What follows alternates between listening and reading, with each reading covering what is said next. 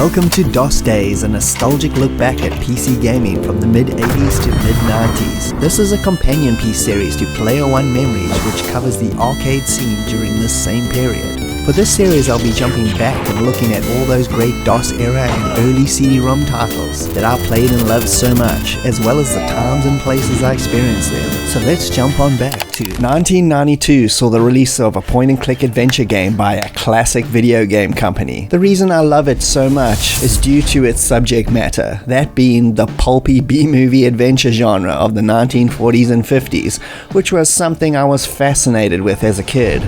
So much so that between family and friends we would go out and make our own versions of these kinds of movies, featuring deadly ancient mummies returning from the grave, dodgy alien encounters and government agents on the hunt, and terrible paper mache and fishing line string sci-fi epics about stopping creatures from invading Earth. All terrible, all fun, just like those old classics. And these are all the reasons why I love today's game, which is Amazon Guardians of Eden was released by Access Software in 1992 on DOS. Access were a pretty successful company starting out on the Commodore 64 with a slew of classics, such as Beachhead 1 and 2 and Raid Over Moscow, plus the excellent Eddie's Leaderboard Golf series. They were formed in 1983 by Bruce Carver and Chris Jones. Jones himself would later go on to act as the lead character in the successful Tex Murphy adventure pulp science fiction series of the 90s. Amazon was released right in the middle of the point-and-click adventure's most active period. Everyone was releasing this style of game, from Interplay, LucasArts, and the kings themselves, Sierra. The genre was in its most productive period. Access decided to throw their hats into the ring once again, this time however changing up the setting drastically from their previous attempts, and jumping all the way back to 1957 for this Indiana Jones styled adventure. Taking their inspiration from pulp 1930s and 40s serials shown in cinemas, every one of them ending on a cliffhanger that you would have to come back to and watch the next part. The game takes that same approach for its 14 chapters or episodes, with each section ending in a pulp cinematic moment. The game puts you in the shoes of Jason, who finds out that his brother's expedition into the Amazon has been attacked and all communications with him are lost. You start out in your research facility and have to find your way all the way down to South America and pick up the trail and hopefully find your brother and discover the secret he uncovered. The game is essentially a traditional point-and-click adventure game where picking up objects and using them to solve puzzles progresses the story.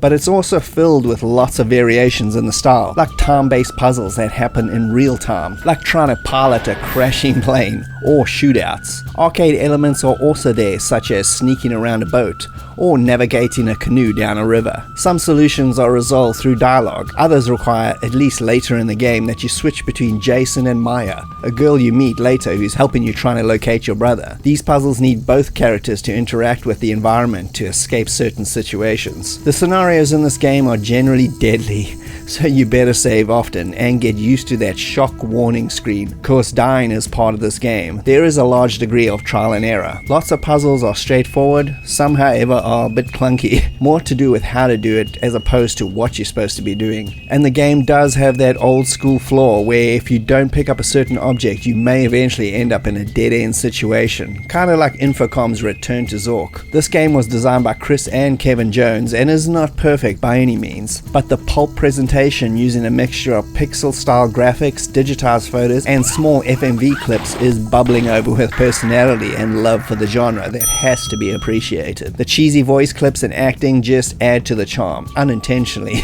with Maya in particular being one of the worst FMV actresses I have ever seen. We will go in time, but be patient. I must be sure you are Jason and not an imposter.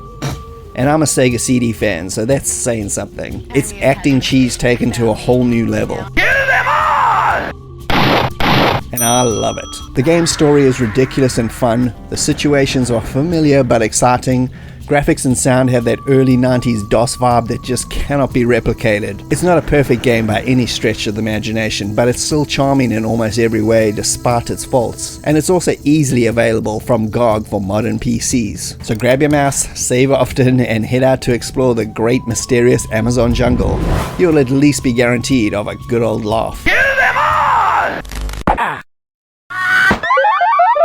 Game over. And thanks for joining me, Bastich B, at 64K. If you can like and subscribe, that would be greatly appreciated, and I'll see you next time. Cheers.